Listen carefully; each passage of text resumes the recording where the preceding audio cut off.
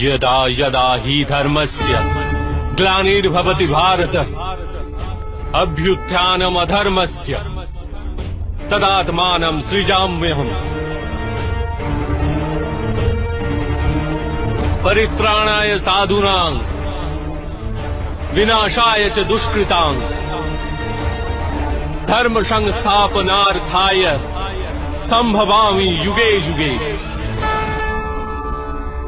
যখনই ধর্মের হানি ঘটে, যখনই অধর্ম বৃদ্ধি পায়, তখনই সৎ পুরুষদের উদ্ধার হেতু, অধর্মীদের বিনাশ হেতু আর ধর্মের পুনঃস্থাপনা হেতু আমি জন্মগ্রহণ করি। এ প্রত্যেক যুগে হয়ে আসছে আর আগামীতেও এই রূপই হবে। আমি অবিনশ্বর পরমাত্মা, আমি মৎস্য অবতার আর আমি বামন অবতার।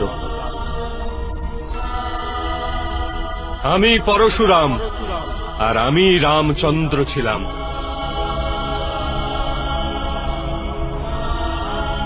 আমি ব্রহ্মা বিষ্ণু আর মহেশ্বর